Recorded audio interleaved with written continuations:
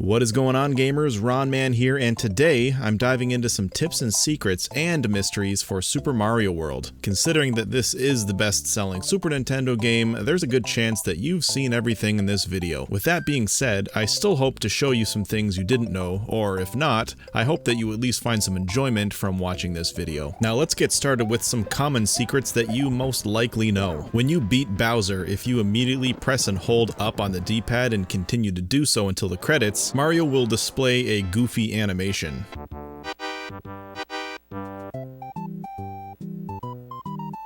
You can slide up hills with Yoshi by simply crouching while also pressing left or right on the D-pad toward the slope.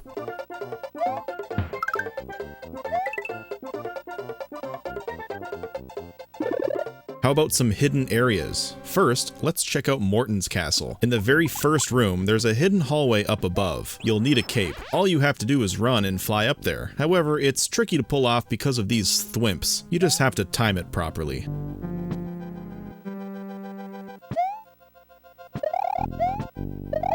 In Ludwig's castle, you can actually jump up here through a false wall. It only leads to a bonus room. By the way, I don't know how you guys feel, but I hate these bonus rooms. Anytime I accidentally stumble into one, I always play them just like this. In the Forest Fortress, there's a second way to reach the boss. If you're skilled enough with the cape, you can fly over this large lava pit.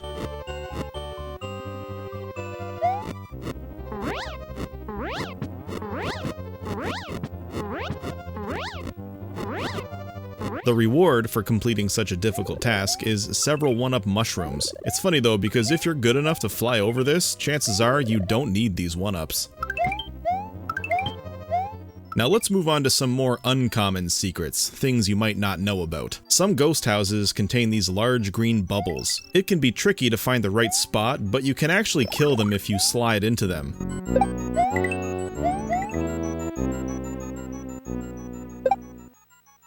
The same can be said for Big Boo.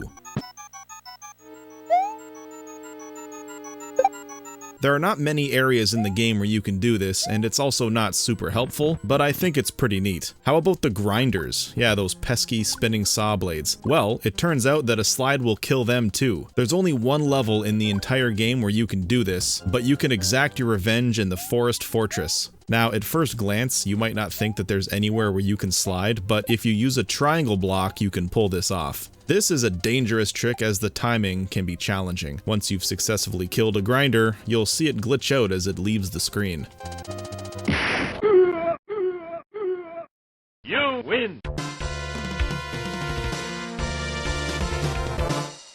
And actually, a few bosses can be easy to kill as well. With a fire flower, you can quickly kill Morton, Roy, and Ludwig. Shoot them twice with a fireball, then jump on them. They're programmed to die after 3 attacks, but the game doesn't care if the first 2 hits are from fireballs.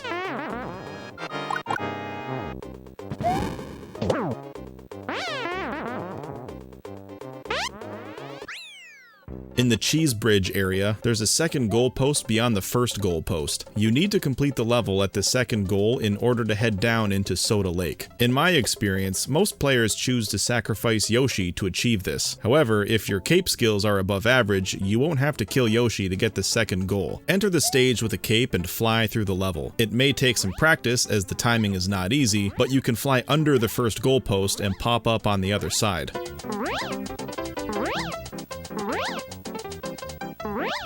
This is a skill that I'm sure Yoshi would appreciate. Speaking of cape skills, did you know that you can change direction mid-flight? It can be tricky, but while flying, if you tap the X button, Mario will spin. Quickly press the opposite direction and keep the momentum on the D-pad so you can continue to fly. The best place to practice this, in my opinion, is in Donut Plains 1.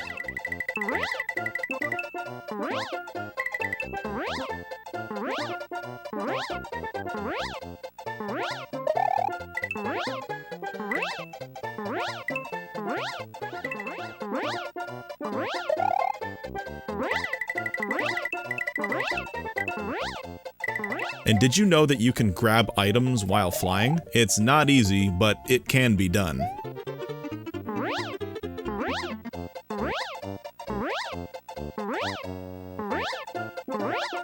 In the Forest Ghost House, rather than go through the whole level like a sucker, you can actually just cape over this wall here. Alright, this next section is all about 1-ups. Did you know that there are exactly 7 crescent moons in the game? Each one will provide you with 3 extra lives. Here are their locations.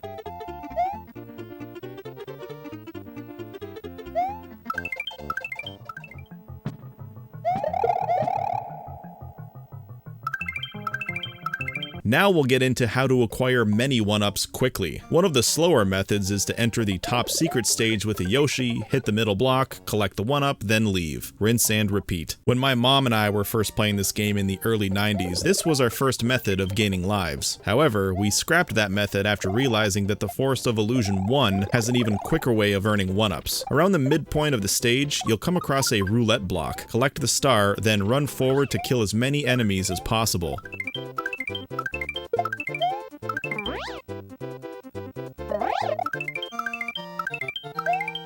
However, it's quite possible that perhaps the best way to earn 1-ups in the entire game is in Vanilla Secret 2. Toward the end of the stage, you'll come to a section with 4 yellow blocks and several spinies. If you hit the second yellow block, a gray P-switch will emerge. Instead of activating the P-switch here, pick it up and run back to this area. Activate the switch here and all the Koopas will turn into gray coins. This area happens to offer many more gray coins, thus providing you with many more 1-ups, 2-ups, and 3-ups.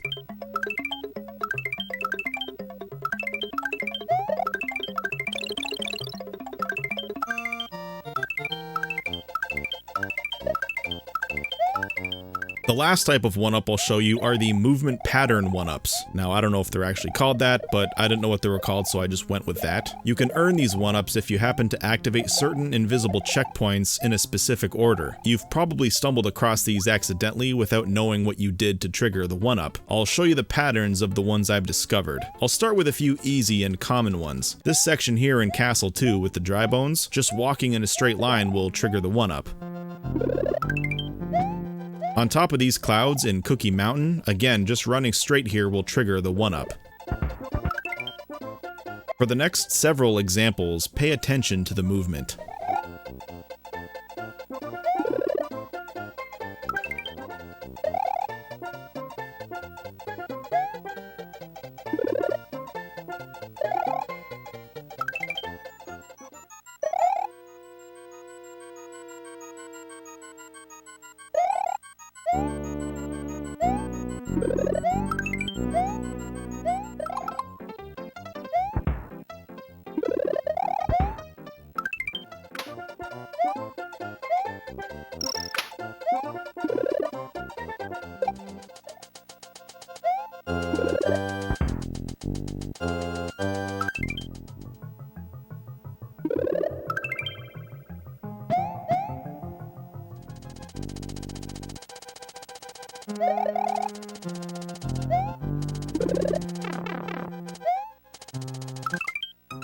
Now, for Yoshi's Island 4, this one is really tricky. You either need a Yoshi or a cape. Fly up here to the left and just walk to the right. You can't see what's happening, but you'll hear the trigger. It automatically shoots to the right, so be quick. Oftentimes it'll fall into the water and you'll miss it. I find this so fascinating that they hid that there. Moving on to mysteries and oddities. Please keep in mind that this is not to be taken seriously. These are just little quirks that the game has, and I just wanted to point them out. So to start, why don't the red or blue exclamation blocks contain anything? You'd think the red ones would at least contain a fire flower, but no. Did they run out of time and couldn't program anything? Did they forget? I would love to know what they would have put inside these blocks. What's up with the big dot levels? There are only 4 levels in the whole game that are represented with large dots. Why? I've looked into this and I can't, for the life of me, figure out why. I could not find any one thing that these 4 levels all have in common that no other level does. I looked into things like the time on the clock, how many enemies or type of enemies are in the level, the difficulty of the stage, whether or not these levels contain a Yoshi or Yoshi wings or crescent moons. I could not find any reason for these large dots. My guess is that it's purely aesthetic.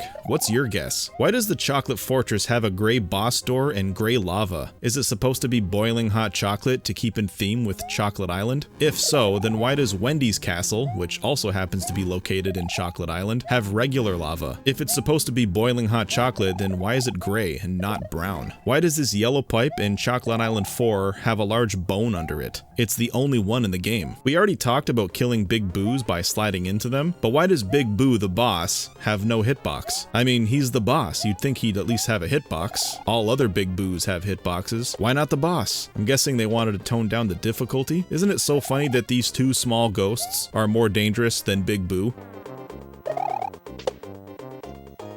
In the Valley of Bowser, why is this called the back door when it's clearly situated at the front of the castle? I think side door would have been a more appropriate name. Besides castles, fortresses, and ghost houses, all levels have at least 5 dragon coins. However, in Chocolate Secret, there's only 1 dragon coin. It's like they forgot to place the other 4 coins. In Yoshi's Island 2, right at the start of the stage, you'll notice an empty red shell on the ground and many red Koopas up on this platform. But if you return here after you've beaten the special world, all these Koopas will now be blue. In fact, after beating the special world, there are many other places in the game where the Koopa colors have been switched. I noticed that many of the red Koopas have been replaced with blue ones, but not all red Koopas have been replaced. I also noticed that some green Koopas have been replaced with yellow ones, but again, not all of them. I've played this game for many years and only noticed this oddity somewhat recently. And just to add to this, after beating the special world, you may notice that there's no change at all to the Koopas who climb on fences, typically seen in castles. For example, in Castle 1, you'll only ever see red or green Koopas scaling across the fences, and you'll never see them wearing Mario masks. And that about wraps it up for my Super Mario World tips and secrets. Thank you so much for watching. If I was able to show you something new, please let me know down in the comments. And if not, I do hope that you still enjoyed the video. Take care and keep gaming.